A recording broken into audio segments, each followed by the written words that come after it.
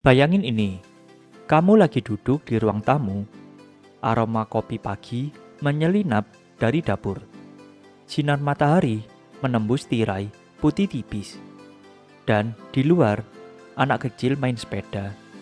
Anjing menggonggong, suasana komplek tenang, nyaman, dan damai. Inilah rumah impian. Setidaknya, itu yang diiklankan oleh developer. Iklan-iklan developer pakai kata-kata seperti surga keluarga, investasi masa depan, wujudkan kemapanan. Semua kalimat manis ini kayak permen yang diselimutin racun.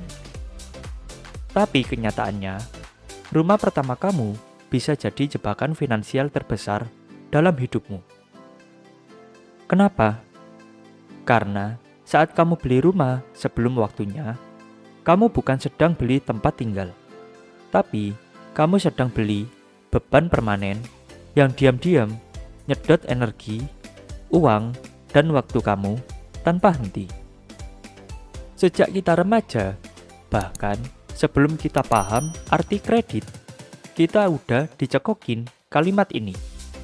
Nanti, kalau udah kerja, langsung beli rumah, biar nggak numpang. Sederhana, klasik, tapi beracun.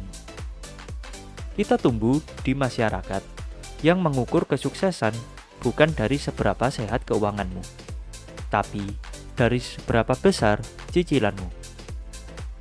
Punya rumah sama dengan sukses, kontrakan sama dengan gagal, KPR sama dengan keren, menabung sama dengan lambat. Dan siapakah yang menyebarkan ide ini? Keluarga besar, teman-teman sekampus, influencer properti, developer, dan bank. Semua bilang, ayo ambil rumah pertama, mumpung umur masih muda. Mumpung ada promo DP 0%. Tapi nggak ada yang bilang, udah punya dana darurat belum? Atur cash flow, udah bener belum? Kalau nanti kehilangan pekerjaan, cicilan, apakah tetap aman? Mereka hanya bicara tentang hak milik, bukan kesiapan. KPR itu ibarat cinta pertama.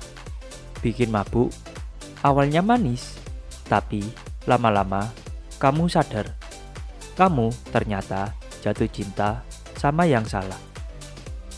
Bank bilang, cicilan cuma 3 juta per bulan. Flat selama 2 tahun pertama. Tapi setelah itu, masuk bunga mengambang. Ada biaya admin tahunan, asuransi jiwa, dan rumah wajib. Biaya appraisal ulang, denda keterlambatan, dan biaya-biaya kecil yang dicemprengin di belakang kontrak. Kamu pikir rumah itu 500 juta.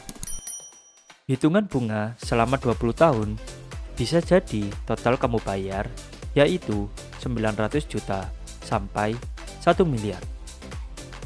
Dan selama itu, kamu terikat. Keuanganmu kayak punya rem tangan yang gak pernah dilepas. Setiap bulan, kamu kerja bukan untuk berkembang, tapi untuk bertahan, buat bayar si rumah. Kamu pengen beli rumah. Selamat datang di pinggiran Jakarta, 2 jam dari tempat kerja. Iya, kamu dapat rumah 300 juta, tapi kamu bayar biaya tersembunyi yang gak kelihatan, seperti waktu 4 jam tiap hari di jalan, ongkos bensin atau komuter naik, lelah mental, gagal bangun bisnis karena udah habis energi duluan, gak punya waktu buat keluarga, apalagi diri sendiri. Jadi, kamu kerja buat bayar rumah, tapi kamu gak sempat tinggal di rumah itu. Ironi kan? Rumah itu ada, tapi kamu numpang hidup di mobil. Anakmu numpang besar sama babysitter. Dan hidup kamu tersesat di jalan pulang. Rumah bukan cicilan. Itu baru permulaan.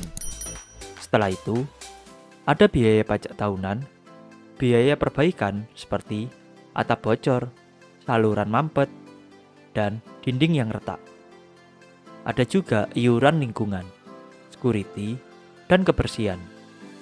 Belum lagi perabotan, upgrade interior, internet, listrik, air, gas, dan lain-lain. Dan semuanya ini non-stop. Rumah itu gak pernah berhenti minta uang. Dia lapar dan akan selalu lapar. Setiap bulan kamu kasih makan dan dia minta lagi. Lama-lama bukan kamu yang punya rumah, tapi rumah yang punya kamu. Kamu tahu nggak? Banyak orang yang nyesel setelah beli rumah pertama, tapi nggak ada yang berani ngomong. Kenapa? Karena gengsi. Masa udah beli rumah, ngaku salah, ambil keputusan. Tapi di balik layar, ada yang gagal nikah karena duit habis buat cicilan. Ada yang batal sekolah S2, ada yang nggak bisa resign dari kerjaan yang toksik. Ada yang utangnya bertumpuk karena nambah kartu kredit demi nutup kebutuhan lain.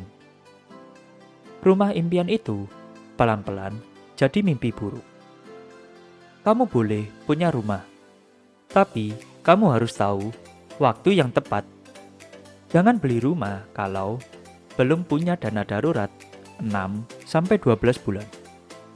Belum punya penghasilan stabil di atas 3 kali cicilan. Belum punya aset yang liquid seperti emas, reksadana, atau cash. Belum punya pengalaman kelola cash flow pribadi.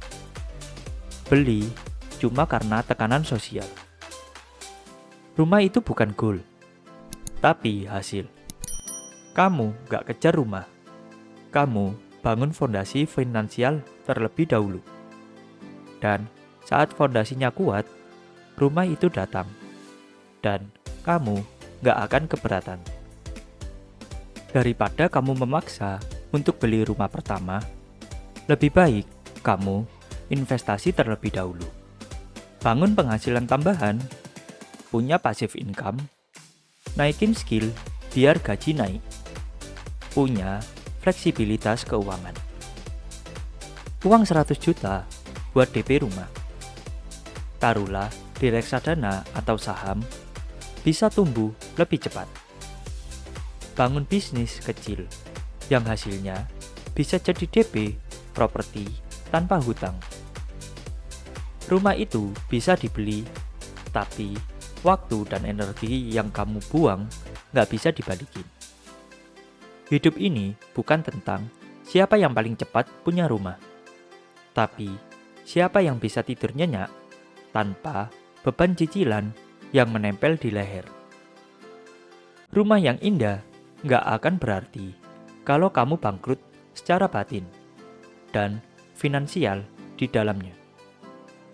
Maka dari itu, sebelum kamu tanda tangan KPR, tanyakan ke diri sendiri. Aku beli rumah karena siap atau karena takut dinilai gagal? Kalau video ini bikin kamu mikir 2 kali sebelum beli rumah, like dan share ke teman kamu yang lagi tergoda brosur perumahan. Dan jangan lupa subscribe karena kita bakal bongkar lebih banyak jebakan finansial lain yang katanya normal, tapi diam-diam menghancurkan masa depan kamu.